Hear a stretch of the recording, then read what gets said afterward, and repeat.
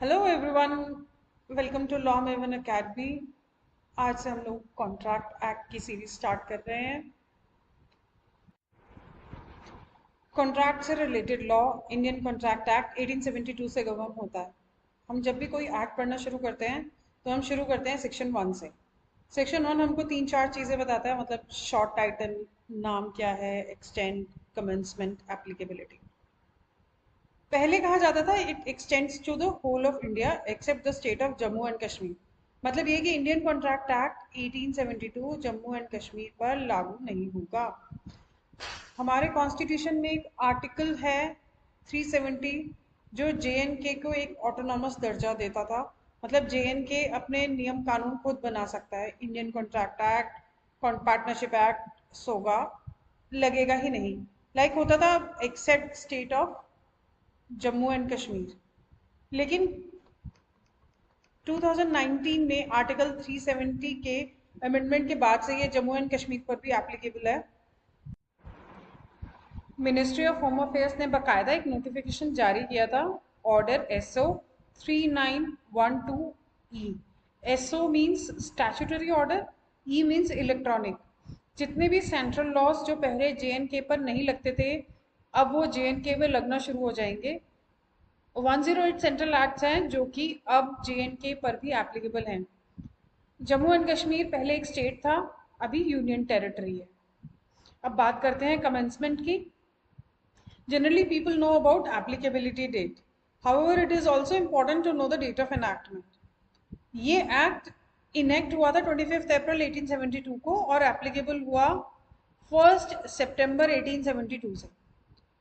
Year 1872 जब ये act बना था, उस समय इंडिया को ब्रिटिश इंडिया कहा जाता था। जब ये एक्ट पास हुआ तब Mahatma Gandhi, who is called father of nation, was only 3 years old. He was born on 2 अक्टूबर 1869। आज की तारीख में 2 अक्टूबर को छुट्टी मिलती है सबको, नेशनल हॉलिडे। उनका पूरा नाम मोहनदास करमचंद गांधी था। This act was enacted by imperial legislative council. जब ये एक्ट लागू हुआ, India was ruled by Britishers. तब भारत पर अंग्रेजों का राज था। उनके पास इंपीरियल लेजिस्लेटिव काउंसिल थी, जैसे आजकल हमारे पास लोकसभा राज्यसभा है। इंपीरियल मतलब सुप्रीम, लेजिस्लेटिव का मतलब लॉ मेकर्स, कानून बनाने वाले, काउंसिल मतलब टीम। तो जो कानून बनाने वाले थे अपने आप को सुपीरियर मानते थे, अपने लिए वर्ड यूज करते थे इंपीरियल। तो इंपीरियल लेजिस्लेटिव काउंसिल ने ये एक्ट 25 अप्रैल 1872 को इनैक्ट किया और 1 सितंबर 1872 से लागू किया। हमारी पार्लियामेंट ने इसे लेजिस्लेट नहीं किया है, हमारी पार्लियामेंट ने इसे अडॉप्ट किया है। बाद में, मतलब आफ्टर इंडिपेंडेंस, इंडियन पार्लियामेंट ने इसे अडॉप्ट किया। अब बात करते हैं एप्लीकेबिलिटी की। नाम में ही लिखा हुआ है इंडियन कॉन्ट्रैक्ट एक्ट 1872, तो कॉन्ट्रैक्ट्स के ऊपर एप्लीकेबल होगा। इंडिया में जो कॉन्ट्रैक्ट बनेंगे उनके ऊपर। एक्ट का प्रियम्बल कहता है कि ये कॉन्ट्रैक्ट से रिलेटेड लॉ के कुछ पार्ट्स को डिफाइन करने और अमेंड करने के लिए एक एक्ट है।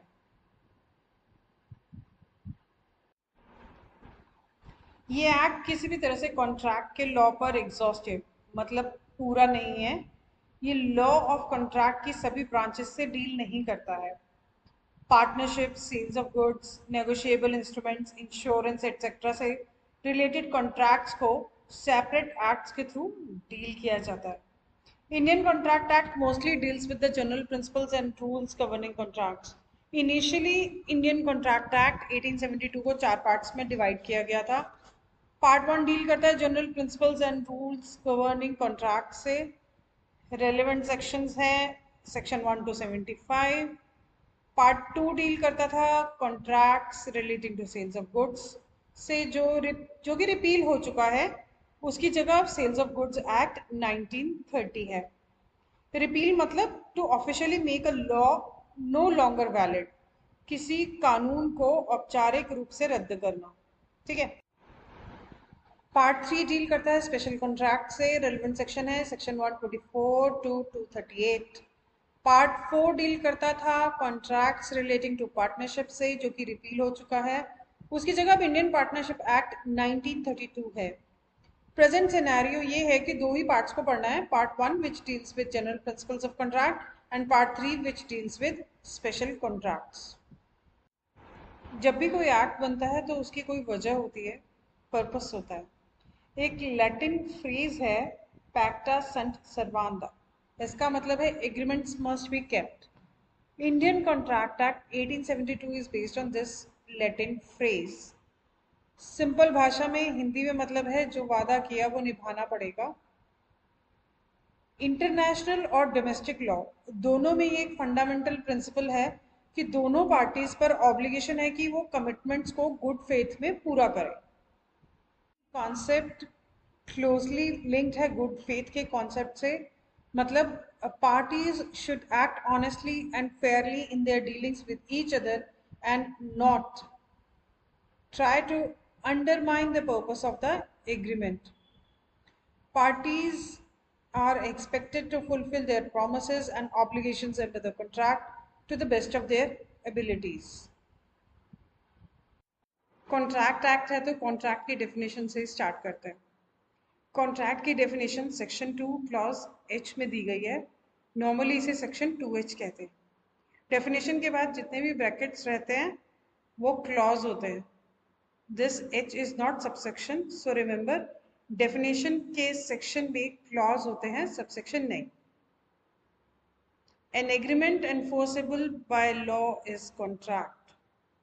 इसका मतलब है कि दो essential elements हैं, agreement और its enforceability by law।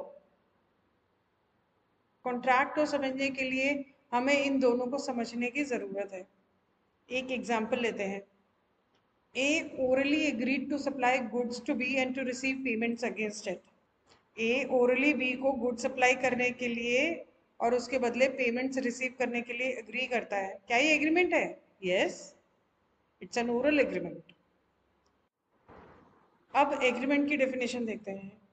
Agreement की डेफिनेशन सेक्शन 2 क्लॉज ई में दी गई है।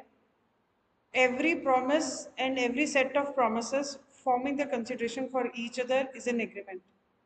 इस डेफिनेशन से ये पता चलता है कि an agreement is based on promise. अब प्रॉमिस की डेफिनेशन देखते हैं। प्रॉमिस की डेफिनेशन सेक्शन 2 क्लॉज बी में दी गई है। When the person to whom the proposal is made signifies his assent thereto, the proposal is said to be accepted. A proposal when accepted becomes a promise. एक agreement तब existence में आता है जब एक पार्टी दूसरी पार्टी को कोई प्रपोजल या ऑफर देती है और दूसरी पार्टी उस पर अपनी सहमति व्यक्त करती है। In short, an agreement is the sum total of offer and acceptance. एक एग्जाम्पल लेते हैं। ए के पास एक कार है, वो बी को ऑफर देता है, क्या तुम मेरी कार खरीदोगे और इसके बदले में मुझे 50,000 दोगे क्या? ए ने ऑफर दिया है बी को। ए ने ऑफर दे दिया है, या फिर आप इसे ये कह सकते हैं कि ए ने बी को प्रपोजल दे दिया है। ऑफर दे दिया, प्रपोजल दे दिया, एक ही बात है। जिस व्यक्ति ने या इंसान ने ऑफर दिया उसे ऑफरर कहते हैं। जिस व्यक्ति या इंसान को ये ऑफर दिया गया है उसे ऑफरी कहा जाता है। अभी मैंने ये कहा कि ऑफर का मतलब प्रपोजल भी होता है। ऑफरर को प्रपोजर और ऑफरी को प्रपोजी, मतलब जिसने प्रपोजल दिया उसे प्रपोजर और जिससे प्रपोजल दिया गया उसे प्रपोजी कहा जाएगा। इस एग्जाम्पल में ए ऑफरर प्रपोजर है और बी ऑफरी प्रपोजी है। बी ने मैं कहा मैं ये कार 50,000 में लेने को तैयार हूं। जिस टर्म्स एंड कंडीशन पर ए ने कार बेचने का ऑफर किया था बी ने एग्री कर लिया, तो ऐसे केस में ये कह दिया जाएगा कि ऑफर को एक्सेप्ट कर लिया गया है, स्वीकार कर लिया गया है। ए ने ऑफर दिया, बी ने एक्सेप्ट कर लिया। इस एग्जाम्पल में आपने देखा कि ए को कैश मिल रहा है और बी को कार मिल रही है। इसका मतलब है दोनों को कुछ ना कुछ मिल रहा है। अगर वो कुछ दे रहे हैं तो इसे कंसिडरेशन कहते हैं। कंसिडरेशन मतलब something in return to each party. Offer और एक्सेप्टेंस अगर है तो प्रॉमिस बन जाता है। प्रॉमिस में कंसिडरेशन ऐड होते ही वो एग्रीमेंट बन जाएगा। Mere promise is not an agreement, but where there is promise along with consideration, it is known as agreement. सिर्फ प्रॉमिस से एग्रीमेंट नहीं आएगा, promise along with consideration is known as agreement. दोनों parties को consideration मिलना चाहिए। किसी एक पार्टी को कंसिडरेशन मिल रहा है तो एग्रीमेंट नहीं माना जाएगा। अगर एग्रीमेंट नहीं बन पा रहा तो कॉन्ट्रैक्ट तो दूर की बात है। Remember definition of contract, an agreement enforceable by law. Agreement ही नहीं है तो इन्फोर्सिबिलिटी की बात तो रहने ही दो। इसी एग्जाम्पल को कंटिन्यू करते हैं। अगर ए ने कार देने से मना कर दिया, ए ने बी से पैसे ले लिए और कार नहीं दी, ए ने कहा मैं नहीं दूंगा, तो फिर दो पॉसिबिलिटीज बनती हैं, या तो ए पर केस कर सकते हैं कोर्ट में या फिर नहीं कर सकते। अगर बी ए पर केस कर पाए, ए को स्यू कर पाए, बी का लीगल राइट है ए के अगेंस्ट, ए को कोर्ट में चैलेंज कर सकते हो, तो ये एक कॉन्ट्रैक्ट है। अगर ए के अगेंस्ट कोई लीगल राइट नहीं है तो ये एक एग्रीमेंट है लेकिन कॉन्ट्रैक्ट नहीं। ये बात याद रखनी है, अगर आपके पास राइट टू स्यू है तो ये एक कॉन्ट्रैक्ट है। इसको हम लीगल टर्म्स में बोलते हैं एनफोर्सेबिलिटी। मतलब क्या आपके पास टर्म्स एंड कंडीशंस, एग्रीमेंट्स को एनफोर्स करने के लिए पावर्स हैं, आप उसको कोर्ट में चैलेंज कर सकते हो या फिर नहीं कर सकते। अगर आप चैलेंज कर सकते हो तो ये एक कॉन्ट्रैक्ट है, और अगर आप चैलेंज नहीं कर सकते तो ये एक एग्रीमेंट है। सबसे पहले समझते हैं कैरेक्टरिस्टिक्स ऑफ एन एग्रीमेंट।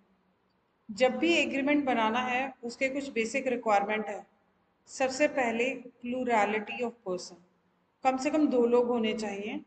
आप अपने आप को कुछ ऑफर नहीं कर सकते, खुद ही ऑफर करके खुद ही एक्सेप्ट नहीं कर सकते। हाँ, दो से ज्यादा लोग हो सकते हैं, 5-7 लोग मिलकर खरीद सकते हैं। दूसरा, कंसेंसस एट आइटम। एग्रीमेंट होता है जब कंसेंसस एट आइटम होता है। It means meeting of two minds. It means both the parties to an agreement must agree about the subject matter of an agreement in the same sense and at the same time. एक example लेते हैं। ए के पास दो car हैं, एक black और एक red. ए red car B को बेच रहा है, बी सोचता है कि वो ब्लैक कार खरीद रहा है। सिर्फ कार कॉमन है दोनों की थिंकिंग में, लेकिन ए रेड कार सोच रहा है और बी ब्लैक कार सोच रहा है। दोनों का मीटिंग ऑफ माइंड्स नहीं है, इसमें कोई कंसेंसस एट आइटम नहीं है, इसलिए कोई कॉन्ट्रैक्ट नहीं है। अब एक दूसरा एग्जाम्पल लेते हैं। ए बी से पूछता है, will you bye my red car for ₹50,000? क्या आप मेरी रेड कार 50,000 में खरीदोगे? बी कहता है हाँ। यहां पर कंसेंसस है, यहां पर मीटिंग ऑफ माइंड्स है, दोनों पार्टीज ने इसका मीनिंग सेम सेंस में लिया। राइट्स एंड ऑब्लिगेशंस, जहां पार्टीज ने एक बाइंडिंग कॉन्ट्रैक्ट किया है, उन्होंने अपने बीच राइट्स एंड ऑब्लिगेशंस क्रिएट किए हैं। राइट एंड ऑब्लिगेशंस कोरिलेटिव है, मतलब म्यूचुअली रिलेटेड है। जहां राइट्स होंगे वहां ऑब्लिगेशंस होंगे। एग्जाम्पल देखते हैं। ए बी को अपनी कार 2 लाख रुपीज में बेचने के लिए एग्री होता है। अब ये देखते हैं कि ए और बी के राइट्स एंड ऑब्लिगेशंस क्या क्या हैं। ए का ऑब्लिगेशन है कि वो बी को कार डिलीवर करे, बी को कार रिसीव करने का कॉरस्पॉन्डिंग राइट है। बी का ऑब्लिगेशन है कि वो ए को 2 लाख रुपीज पे करे, ए को 2 लाख रुपीज रिसीव करने का कॉरस्पॉन्डिंग राइट है। हर कॉन्ट्रैक्ट में, हर एग्रीमेंट में दोनों पार्टीज के राइट्स भी होते हैं और ऑब्लिगेशंस भी। जो एक का राइट होगा दूसरे का ऑब्लिगेशन होगा, जो दूसरे का राइट होगा पहले का ऑब्लिगेशन होगा। ए का लीगल ऑब्लिगेशन है to give car to B and corresponding right है टू रिसीव ₹2 लाख। बी का लीगल ऑब्लिगेशन है to give 2 lakh rupees and corresponding right है टू रिसीव कार। अब हम बात करते हैं agreements which are not contract. एक एग्जाम्पल से समझते हैं। आर एंड एस, इन दो लोगों ने एक साथ फिल्म देखने का फैसला किया। आर टिकट खरीदा और एस का इंतजार किया सिनेमा हॉल के बाहर। एस नहीं आया। एस पर आर के साथ फिल्म देखने की कोई लीगल ऑब्लिगेशन नहीं थी। लीगल ऑब्लिगेशन तब होगी जब आर एस को कंसिडरेशन देगा। जब कंसिडरेशन ही नहीं तो लीगल ऑब्लिगेशन भी नहीं। यहाँ पर सिर्फ एग्रीमेंट था, लीगल ऑब्लिगेशन नहीं था, इसलिए कॉन्ट्रैक्ट नहीं था। जब कॉन्ट्रैक्ट ही नहीं तो ब्रीच कैसे होगा? There is no question of breach of contract. Legally कुछ नहीं बिगड़ सकता, ज्यादा से ज्यादा दोस्ती पर असर पड़ेगा। अब एक दूसरा एग्जाम्पल देखते हैं। एक फादर ने अपने सन को हर मंथ 500 रुपीज का पॉकेट अलाउंस देने का प्रॉमिस किया, लेकिन फादर बाद में पॉकेट अलाउंस देने से इनकार कर देते हैं। Son can not recover the same in the court of law. Reason, ये एक सोशल एग्रीमेंट है, ये लीगल रिलेशनशिप बनाने के इरादे से नहीं बनाया गया और इसलिए ये कॉन्ट्रैक्ट नहीं है। जिस एग्रीमेंट में लीगल ऑब्लिगेशन नहीं है वो कॉन्ट्रैक्ट नहीं है। जिस एग्रीमेंट में लीगल ऑब्लिगेशन है वो कॉन्ट्रैक्ट है। आमतौर पर सोशल एग्रीमेंट में intention to create legal relationship present नहीं होता है और आमतौर पर कॉमर्शियल या बिजनेस एग्रीमेंट्स में intention to create legal relationship present होता है। अब ये कैसे पता चलेगा कि किस एग्रीमेंट में लीगल ऑब्लिगेशन होगा किस में नहीं? There are two types of agreements which always lack legal obligation और वो कभी भी कॉन्ट्रैक्ट नहीं माना जाता। First is agreement relating to social matter, second is domestic arrangement between husband and wife. दो लोगों के बीच मूवी देखने या वॉक पर साथ जाने के लिए किया गया एग्रीमेंट सोशल एग्रीमेंट है। दो लोगों पर इसको पूरा करने का कोई लीगल ऑब्लिगेशन नहीं बनता। इसी तरह अगर मैं आपको डिनर पर ले जाने का वादा करूं और उस वादे को तोड़ दूं तो मुझे लीगल पेनल्टीज नहीं देनी पड़ेंगी। You can not sue me as this is mere social agreement. Hospitality, मेहमान नवाजी के लिए कोई ऑफर या एक्सेप्टेंस नहीं हो सकता।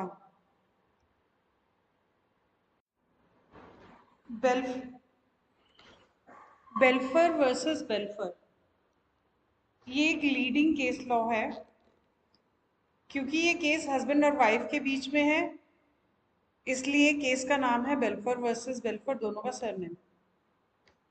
हस्बैंड सिलोन में काम करता था। श्रीलंका को सिलोन कहा जाता था जब ये ब्रिटिश कॉलोनी हुआ करती थी।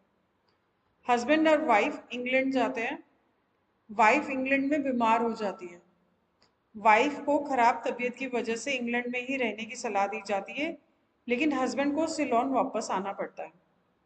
दोनों के बीच में ये फैसला होता है कि वाइफ वही इंग्लैंड में रहेगी और हस्बैंड हर मंथ वाइफ को 30 पाउंड्स का हाउस कीपिंग अलाउंस मेंटेनेंस भेजेगा।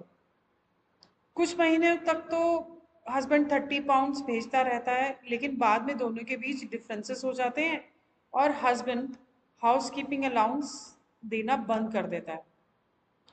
वाइफ एरियर्स वसूलने के लिए अपने हस्बैंड के अगेंस्ट केस फाइल कर देती है।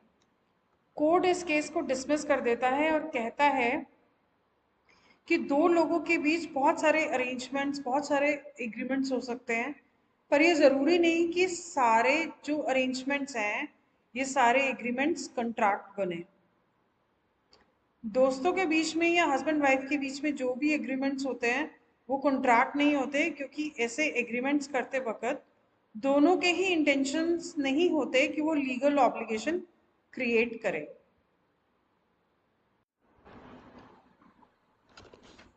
लॉ ऑफ कॉन्ट्रैक्ट सिर्फ उन ऑब्लिगेशंस से डील करता है जो एग्रीमेंट की वजह से एग्जिस्टेंस में आए। ऐसे ऑब्लिगेशंस कॉन्ट्रैक्चुअल होने चाहिए। हालांकि कुछ ऑब्लिगेशंस कॉन्ट्रैक्ट ऑफ लॉ के प्रीव्यू से दायरे से बाहर हैं। फॉर एग्जांपल, वाइफ और चिल्ड्रन को मेंटेन करने का ऑब्लिगेशन और कोर्ट का ऑर्डर, ये स्टेटस ऑब्लिगेशन है, इसलिए कॉन्ट्रैक्ट एक्ट के स्कोप से बाहर है।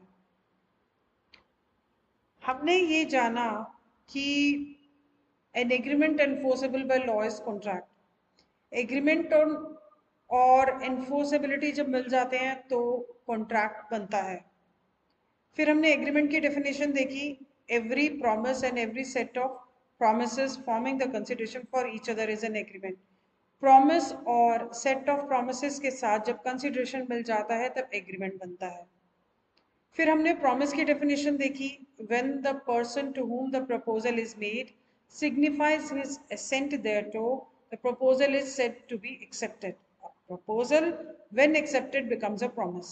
जब एक प्रपोजल एक्सेप्ट हो जाता है तो वो प्रॉमिस बन जाता है।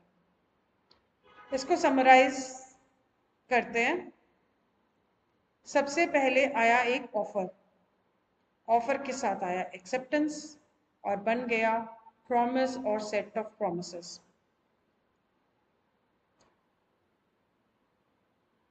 प्रॉमिस में आया कंसिडरेशन, ये बन गया अग्रीमेंट। एग्रीमेंट में एक और एलिमेंट जुड़ गया एनफोर्सेबिलिटी, तो वो बन गया कॉन्ट्रैक्ट। इस डिस्कशन से 3 कॉन्सिक्वेंसेस निकलते हैं। पहला है, कॉन्ट्रैक्ट बनाने के लिए पार्टीज का लीगल रिलेशनशिप क्रिएट करने का इंटेंशन होना चाहिए। दूसरा है, लॉ ऑफ कॉन्ट्रैक्ट उन एग्रीमेंट का लॉ है जो लीगल ऑब्लिगेशन क्रिएट करते हैं और उन ऑब्लिगेशंस का भी जिनका सोर्स एग्रीमेंट है। तीसरा है, एग्रीमेंट जीनस है और कॉन्ट्रैक्ट स्पीशी है। एग्रीमेंट एक ब्रॉडर टर्म है जिसमें 2 या 2 से ज़्यादा पार्टीज के बीच कोई म्यूचुअल अंडरस्टैंडिंग या अरेंजमेंट शामिल होता है। 2 तरह के एग्रीमेंट्स हैं, एक जिसमें लीगल ऑब्लिगेशन है वो कॉन्ट्रैक्ट है, और दूसरा जिसमें लीगल ऑब्लिगेशन नहीं है, जैसा कि हमने देखा सोशल एग्रीमेंट्स और डोमेस्टिक अरेंजमेंट्स हस्बैंड और वाइफ के बीच। जबकि कॉन्ट्रैक्ट एक स्पेशल टाइप का एग्रीमेंट है जो कि लीगली बाइंडिंग होता है और लॉ के थ्रू एनफोर्सेबल किया जा सकता है। और इसलिए सभी कॉन्ट्रैक्ट एग्रीमेंट्स हैं लेकिन सभी एग्रीमेंट्स कॉन्ट्रैक्ट नहीं है। Therefore, all contracts are agreements, but all agreements are not contracts। तो ये था आज का वीडियो, यहीं पर ख़त्म करते हैं। उम्मीद करती हूँ आपको ये पसंद आया हो। अगले वीडियो में हम डिस्कस करेंगे essential elements of contract. Thanks for watching.